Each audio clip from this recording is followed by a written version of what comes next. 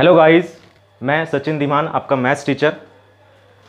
आज हम जानेंगे इस वैदिक मैथ के बारे में, और वैदिक मैथ में जो आपकी मल्टीप्लिकेशन ट्रिक्स होती हैं 2 या 3 डिजिट्स की, उसको हम जानेंगे किस तरह से आप कैलकुलेशन को इजी बना सकते हो, कैसे आप फटाफट मल्टीप्लिकेशन कर सकते हो, चाहे आपके पास 2 डिजिट्स आए या फिर 3 डिजिट्स की मल्टीप्लिकेशन आ जाए। ठीक है, तो सबसे पहले शुरू करते हैं। आपके पास जो मल्टीप्लिकेशन ट्रिक होती है 2 डिजिट्स में या फिर 3 डिजिट्स में, फॉर एग्जाम्पल जैसे आपके पास बहुत बेसिक चीज़ है ये, जो आपको मैथ में हेल्प करेगी। पेपर में इससे रिलेटेड क्वेश्चंस नहीं आते, लेकिन ये आपकी हेल्प करेगी किसी भी कैलकुलेशन को जल्दी सॉल्व करने के लिए। तो ध्यान से देखिएगा वैदिक मैथ की ट्रिक्स होती क्या है। सबसे पहले आप क्या देखेंगे, 2 डिजिट की मल्टीप्लिकेशन। आप 2 डिजिट या फिर कोई भी 3 डिजिट की जो मल्टीप्लिकेशन है वो आप कैसे कर सकते हैं। 2 डिजिट मल्टीप्लिकेशन में आपको बताऊंगा यहां पर, जिसमें हम बेस को लेके चलेंगे 50। बेस आपका बेसिकली क्या होता है, जिसके बेस पे आप कैलकुलेट करते हो। मतलब बेस आपका 50 हो, 100 हो, 150 हो, इन पे बेस चलता है। ठीक है ना। तो वो कैसे कैलकुलेट करते हैं, तो 2 डिजिट की जो मल्टीप्लिकेशन होती है वो सिर्फ एक ही बेस पे होती है, और वो बेस है आपका कौन सा, बेस है आपका 50। ये बेस 50 पे कैलकुलेट होता है। तो अगर आप इस बेस को समझ गए कि बेस 50 पे कैसे कैलकुलेट होता है, तो आप 2 डिजिट की कोई भी मल्टीप्लिकेशन आ गया आप बहुत ईजिली से सॉल्व कर लोगे। जैसे फॉर एग्जांपल हम एक छोटा सा एग्जांपल लेते हैं कि हम मल्टीप्लाई करते हैं 48 को मल्टीप्लाई किया जाता है यहाँ पर 49 से। एक बहुत छोटी सी मल्टीप्लिकेशन है।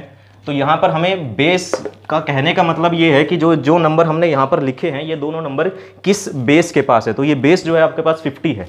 ठीक है ना। तो ये 48 50 के पास है, और 49 भी किसके पास है, ये बेस 50 के पास है।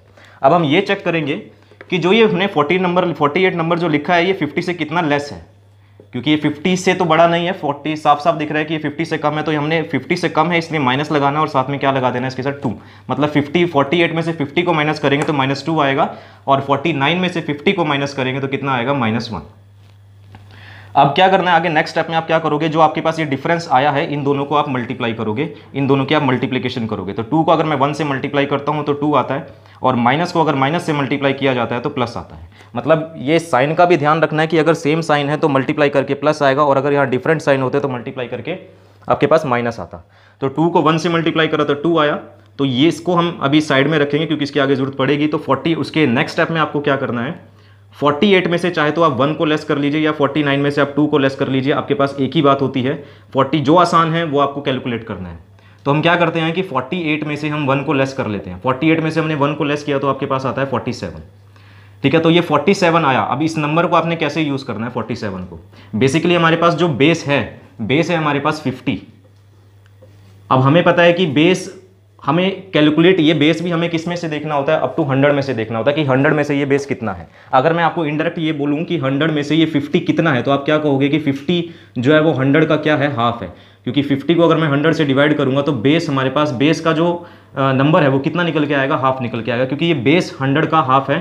तो हम क्या करेंगे, जो हमारे पास ये डिफरेंस आया था 48 में से, जो हमने 1 माइनस करके जो ये डिफरेंस आया था 47, इसको हम क्या करेंगे, 47 को हम मल्टीप्लाई करेंगे 1/2 से, या फिर हम कहूँ 47 को मैं 2 से डिवाइड करूँगा। तो जब मैं 47 को 2 से डिवाइड करूँगा तो ये आपके पास आएगा 23.5।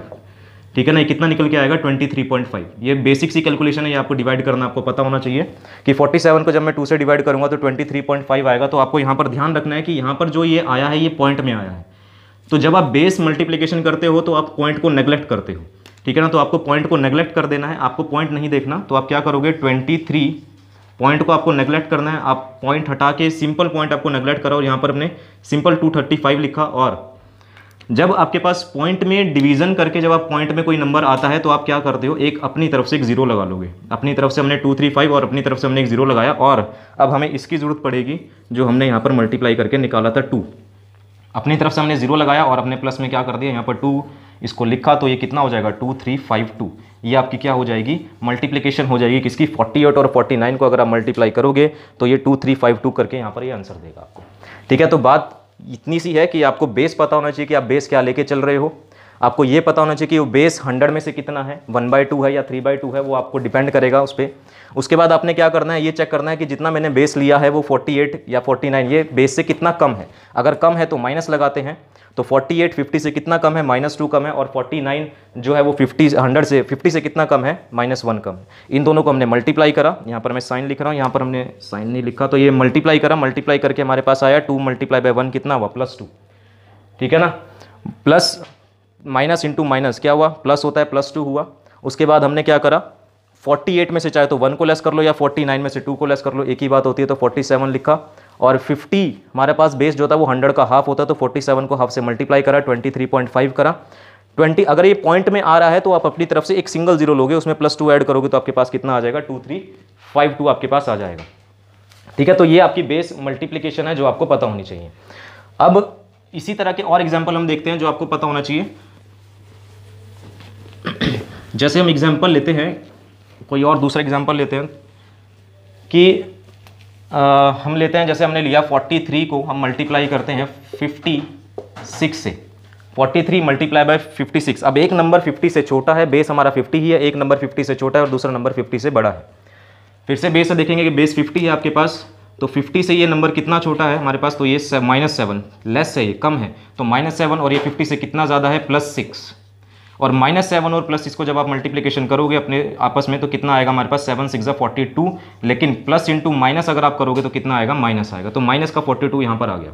अब 43 में चाहे तो आप 6 ऐड कर लो या 56 में -7 कर लो, एक ही बात है। तो जो चीज़ आपको आसान लगती है प्लस या माइनस वो आप करोगे, तो 43 में हम 6 ऐड कर लेते हैं, तो 43 में हम 6 ऐड करा तो आपके पास आया 49।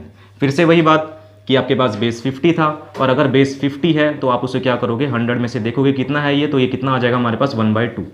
तो 49 को मल्टीप्लाई करेंगे 1/2 से, तो जब आप 49 को 1/2 से मल्टीप्लाई करते हो तो आपके पास आता है 24.5। फिर से ये पॉइंट में आया है, अगर ये पॉइंट में आ रहा है तो आप अपनी तरफ से क्या करोगे, पॉइंट को नेग्लेक्ट करोगे, 5 लिखोगे सिंपल, और अपनी तरफ से एक 0 लगाओगे। और यहाँ पर जो ये 42 आया था मल्टीप्लाई करके माइनस में, इसमें से आप ये माइनस करोगे क्योंकि ये माइनस में आया था, तो माइनस करोगे तो कैरी आपको माइनस करना आता होगा, तो 10 में से 2 गया तो कितना बचेगा, 8, यहाँ पर 4 बचेगा, 4 में से 4 गए 0, 4 2, तो 2408 क्या हो जाएगा, इसका आंसर हो जाएगा। तो इस तरह से आप 2 डिजिट की कोई भी आप मल्टीप्लिकेशन कर सकते हो।